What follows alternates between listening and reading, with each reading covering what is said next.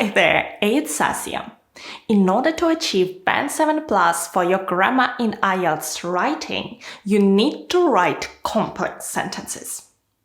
And there is a real way to make any sentence complex by adding just one of the words we're going to talk about today. These are modal verbs. And without further ado, let's get started. If you have a look at IELTS band descriptors, you will see that in order to achieve Band 7 for your grammatical range and accuracy, you need to use a variety of complex grammatical structures. And that doesn't mean that you need to write long and complicated sentences. Even a short sentence can be complex if it contains a modal verb. The modal verbs in English are can, could, may, might, must, ought, shall, should, will, would. Each has a number of meanings and they can be used in many different situations. But I'm going to show you just some of them, which are most common for task 2, and actually quite often you need to use modal verbs in task 2, and I will show you how. Here is the first example. Some people find learning languages boring. That's a fact. Here is the second sentence. Some people may find learning languages boring. You see, there is an element of probability. We don't state it's a fact. We say that it's probable that some people do. And indeed, in English, we often use modal verbs to soften our language, to make it less direct and more polite. And in task 2, quite often we don't operate with facts. We are talking either about our opinion or what we think other people may think. And that's why it's a great place to use modal verbs. Compare these two sentences. People eat fast food because they don't have time to cook. That's a fact. But is it really true? I think it's better to say, one of the reasons why people eat fast food might be a lack of time to cook. So it's just one of the reasons there is this element of probability. And indeed, one of the mistakes in IELTS writing is overgeneralizing. That means drawing conclusions that are more general than justified. And using modal verbs will help you avoid this problem. Let me show you 2 sentences. Banning fast food in school canteens encourages healthy eating. That's a bland fact. But I wouldn't be 100% sure. So I think it's better to say banning fast food in school canteens may encourage healthy eating. You see, in this way, you can use modal verbs in many of your sentences. So far, we've been talking about probability. And let me show you how different modal verbs reflect the varying degree of probability or how likely something is to happen. I've prepared a table for you. Okay, you see a list of modal verbs, their meaning and strength, and also some examples.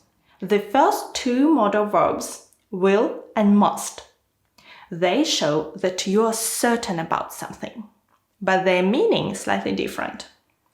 Will, which you may know as future simple tense, but it's also a modal verb, is used with facts.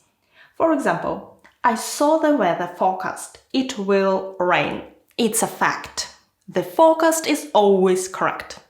Must shows a logical necessity.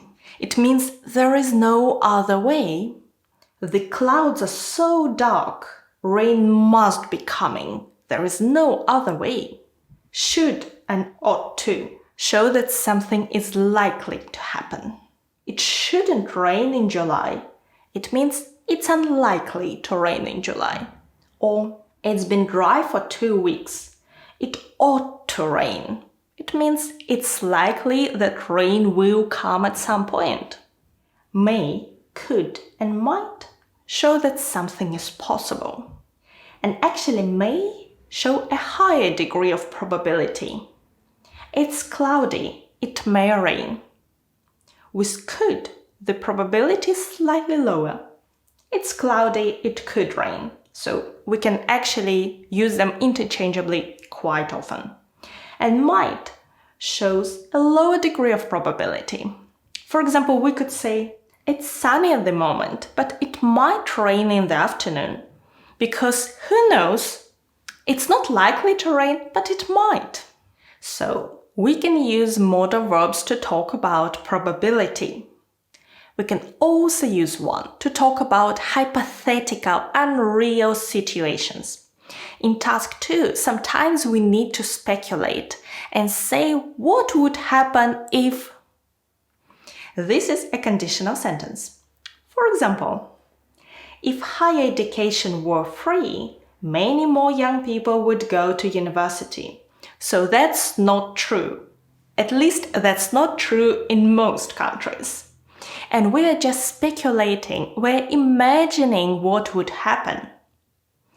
And in order to make this sentence, you use if and then past simple.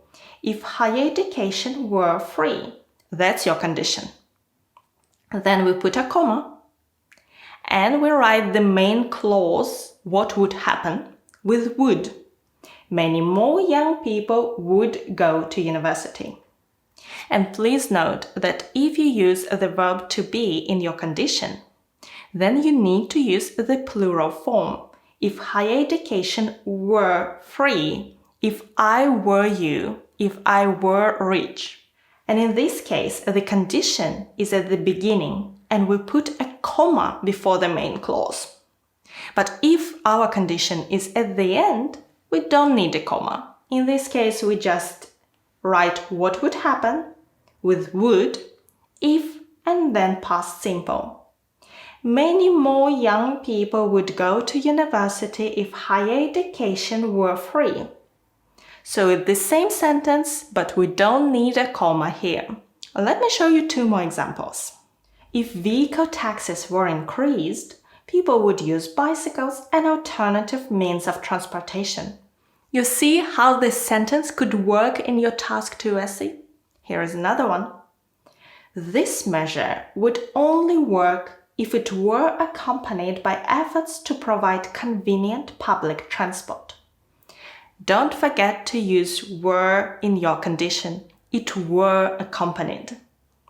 And this type of sentence is called conditional type 2. And before we continue, I just want to say that writing complex sentences is just one of the requirements in IELTS writing. And in order to achieve Band 7, you need to meet all of them. And you can learn how to do it in my online courses. In just several hours, you will learn how to write your essays quickly and effectively and to meet all the Band 7 Plus requirements. I have courses for IELTS writing and speaking, and you can find them all in the description box below. Now, let's continue. Another situation when you may need to use a modal verb in IELTS writing task 2 is when you talk about general truths.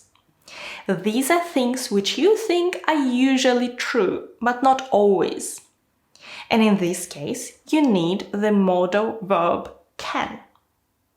Smoking can lead to serious diseases such as lung cancer. So we know it's true, but it's not always true. And in this case, we need to compare can and could. Exercise can help reduce stress. So that's a general truth. Usually it helps. And if you say exercise could help reduce stress, that's a possibility. So it's possible that it will, but maybe it will not.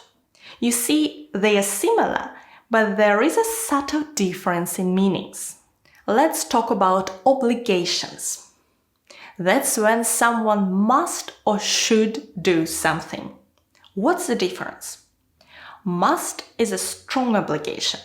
We often use it when we talk about laws. Seatbelts must be worn at all times. You have no alternative, it's a law. We can use it when we talk about very strong and serious situations. For example, discrimination must be stopped. And should shows a weak obligation. And we use it to talk about what's ideal or what's the best thing to do. There should be more public schools. It would be better if there were more public schools, right? Or all young people should be given the opportunity to go to university. Actually, in IELTS writing task 2, quite often we either need to make a suggestion, a recommendation, or to find a solution. And that's the way to talk about it. And in most cases, we use should, unless we're talking about laws. There are definitely many more ways to use modal verbs. I just showed you some that you can use in your task 2. And if you want to learn about other complex grammatical structures, my playlist with all the videos will be right on the screen in a moment. And my video courses for step-by-step preparation are in the description box below. Thank you for watching me today. Good luck with your preparation and your exam. Bye!